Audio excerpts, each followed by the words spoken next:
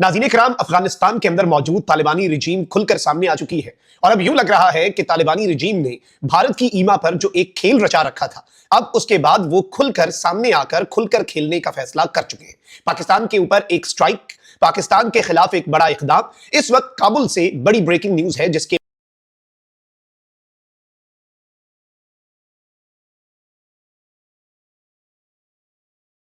बाद पाकिस्तान जो है, चूंकि पाकिस्तान ने भी in the next few hours जो खुदकुश हमले हुए हैं, बिलखुसूस जो कैडेट कॉलेज वाना पर हमला हुआ और जो विफाकी दारुल हुकूमत इस्लामाबाद में G11 कचहरी के बाहर हमला हुआ, उसके बाद अब पाकिस्तान का सबर जो है वो जवाब दे चुका है और पाकिस्तान ने भी कुछ बहुत बड़ी स्ट्राइक्स करनी है, ये तो कंफर्म्ड है। एक अहम तरीन इजलास जो है वो बुला लिया गया है और इस इजलास के अंदर कुछ बड़े और सख्त तरीन फैसले जो है वो पाकिस्तान की गवर्नमेंट जो है वो लेने जा रही है।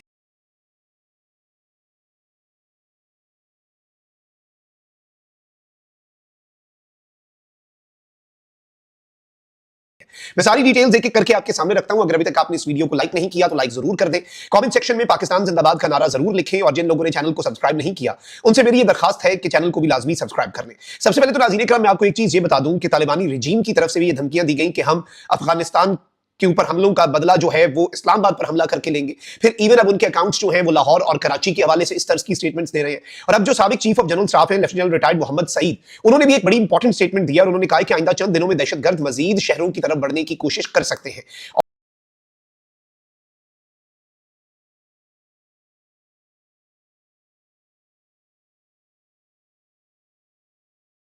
और इस्लामाबाद में दहशतगर्दी का मकसद जो है वो अफरा तफरी फैलाना है ताकि लोग खौफजदा होकर लीडरशिप से ये कहें कि जी अफगानिस्तान के साथ सख्त रवैया ना रखें और अफगानिस्तान जो 3 से 4 रियायतें चाहता है वो अफगानिस्तान को दे दी जाएंगी। दर हकीकत खुद को हमले इसलिए करवाए जा रहे हैं, लेकिन पाकिस्तान जो है वो ऐसा नहीं करेगा। इस सब में सबसे अहम तरीन चीज यह है नाज़रीन इकराम कि इस वक्त पाकिस्तान के पास ठोस शवाहिद जो है वो इकट्ठे हो चुके हैं। इस्लामाबाद और वाना वाकई की तहकीकात के ठोस शवाहिद पाकिस्तान ने यह फैसला किया है कि बैनुल अक़वामी फोरम पर भी पाकिस्तान रखने जा रहा है। क्योंकि देखिए, पाकिस्तान और इंडिया में एक फंडामेंटल डिफरेंस है। इंडिया अपने मुल्क में होने वाले किसी भी हमले का यूनिलेटरल तरीके से बगैर किसी सबूत और एविडेंस के पाकिस्तान पर इल्जाम लगाकर स्ट्राइक्स करने की बात करता है। पाकिस्तान का प्रिंसिपल स्टांस है कि भाई इंडिया अगर पाकिस्तान के अंदर दहशतगर्दी के कोई सबूत रखता है तो हमें दे, हम उस पर एक्ट करेंगे। And the same goes for Afghanistan. जब पाकिस्तान के अंदर अफगान सरजमीन से दहशतगर्दी होती है तो हम नाकाबिले तरदीद शवाहिद रखते हैं।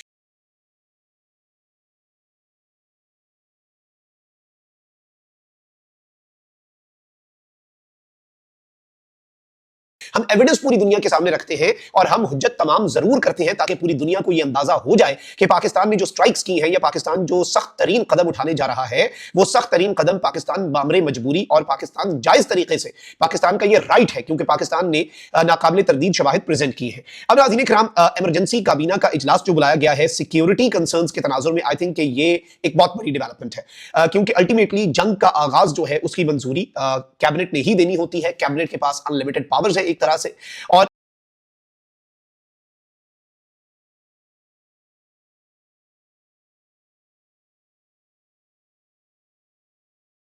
इस सब के अंदर इमरजेंसी मीटिंग जो है वो फेडरल कैबिनेट की बुला ली गई है और किसी भी लम्हे आज ये मीटिंग हो सकती है। कंट्री की ओवरऑल सिक्योरिटी सिचुएशन और जो की डेवलपमेंट्स हैं उनके तनाजुर में कुछ बहुत बड़े फैसले भी हो सकते हैं। कैबिनेट मेंबर्स को हमारी तलाक के मुताबिक बताया गया है कि भाई रिमेन प्रिपेयर्ड, और फॉर्मली उन्हें मीटिंग के एजेंडा के हवाले से बताया नहीं गया, लेकिन उन्हें बताया गया कि बी रेडी, बस आपको बुलाया जा सकता है और फिर जो डिस्कशन होगी वो मीटिंग में ही होगी।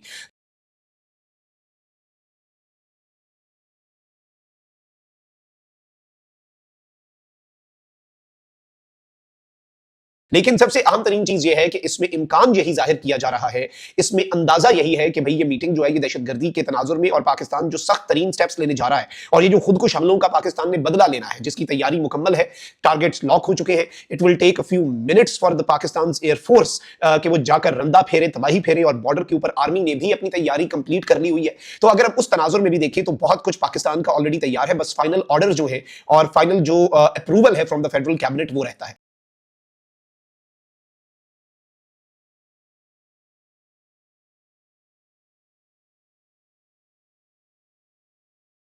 अच्छा, दूसरी तरफ तालिबानी रिजीम जो है वो भी, अगर हम ये कहें कि खुलकर सामने आ चुकी है तो ये कहना कतन गलत नहीं होगा।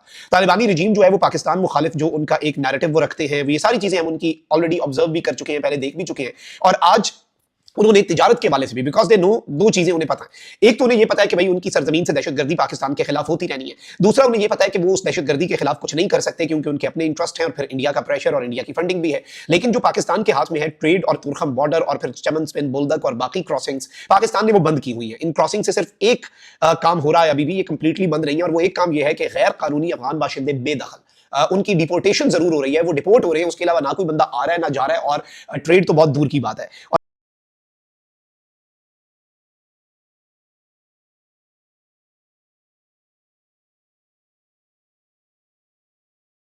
और अब अफगानिस्तान के जो नायब वजीर आजम बराए इक्तसादी उमूर हैं, वहाँ की इकॉनमी को जो देखते हैं, मुल्ला अब्दुल गनी बरादर, मुल्ला अब्दुल गनी बरादर ने एक बड़ी important statement the, and I think this is a very big geo political shift Afghanistan की पॉलिसी, और अफगानिस्तान शायद पाकिस्तान के साथ इख्तलाफात को अब तवील मुद्दती इख्तलाफात में कन्वर्ट करता हुआ नजर आ रहा है, और उन्हें पता है कि हमने सुधरना नहीं है, और पाकिस्तान की लीडरशिप का रिजॉल्व उन्होंने पहले ही देख लिया हुआ है कि वो रियायत या बचत तो कर नहीं रहे। तो अब मुल्ला अब्दुल गनी बरादर ने अफगान ताजिरों को कहा है कि उन्हें तिजारत के लिए पाकिस्तान पर इन्हिसार अब खत्म कर देना चाहिए, और अफगान ताजिरों को मुतबादिल रास्ते अपनाने चाहिए। अफगान मीडिया के मुताबिक मुल्ला बरादर ने कहा कि तमाम अफगान ताजिर और सनतकार पाकिस्तान के बजाय दूसरे तिजारती रास्तों की तरफ रुजू करें। उन्होंने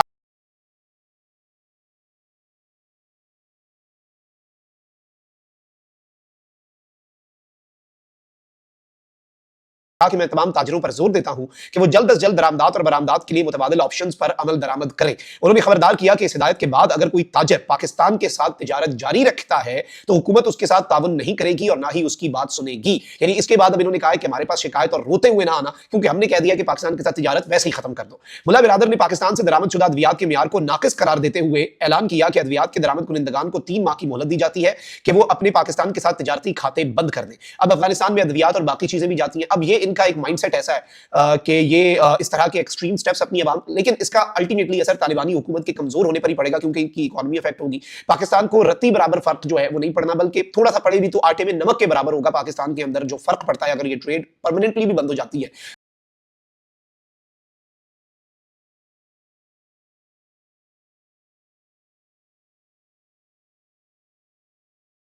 लेकिन अफगानिस्तान के लिए जो फैसिलिटीज पाकिस्तान ने दी थी, दुनिया का कोई और मुल्क इन्हें वो देने के लिए तैयार नहीं है। अब ये नमक जो है उसकी कदर ना करें तो वो एक अलग बात है। अब इसमें इन्होंने दावा किया कि अफगानिस्तान को अब दरामदात और बरामदात के लिए मुतबादिल तिजारती रास्तों तक रसाई हासिल हो चुकी है। यानी पहले हमें नहीं थी तो हम पाकिस्तान जाते थे, अब हमें रसाई हासिल हो चुकी है, और खित्ते के ममालिक के साथ इक्तसादी ताल्लुकात माजी के मुकाबले में कहीं ज्यादा बेहतर हुए हैं। यानी पहले तो कोई दूसरा मुल्क हमारी सुनता नहीं था, अब इन्होंने कहा कि हमारे पास ऑप्शंस भी आ गए हैं। मुल्ला बिरादर ने कहा कि पाकिस्तान अफगानिस्तान के साथ अगर तिजारती रास्ते दोबारा खोलना चाहता है तो उसे जमानत देना होगी कि रास्ते आइंदा किसी भी सूरत बंद नहीं किए जाएंगे। मतलब this is a way of threatening Pakistan. But Pakistan, मैं देख रहा था बहुत से लोग इस खबर के ऊपर डिजिटल मीडिया पर, सोशल मीडिया पर तजिया दे रहे थे कि अल्हम्दुलिल्लाह बड़ी अच्छी बात है, हमें रखना ही नहीं आपके साथ इक्तसादी और तिजारती ताल्लुकात, मुतबादिल रास्ते अपनाएं। बट आई थिंक कि इसमें एक अंडरलाइंग मैसेज है तालिबानी रजीम की तरफ से कि वो पाकिस्तान के साथ एक लॉन्ग टर्म जंग ही करना प्रेफर करेंगे, वो पाकिस्तान के साथ इस जंग को आगे से आगे लेकर ही जाएंगे। और ऑब्वियसली पाकिस्तान जो है वो अब जीरो टॉलरेंस की पॉलिसी के ऊपर है। ये जो टेररिज्म है इसे पाकिस्तान किसी भी तरह से किसी भी सर्कमस्टांसेस में अब बर्दाश्त करता हुआ तो नजर ऑलरेडी नहीं आ रहा। सो लेट्स सी चीजें किस तरफ को जाती हैं, लेकिन अभी तक की ये डेवलपमेंट्स थी जो आपके सामने रखना बहुत जरूरी थी। कमेंट सेक्शन में राय का इज़हार जरूर करें। अपना बहुत ख्याल रखिए। पाकिस्तान जिंदाबाद।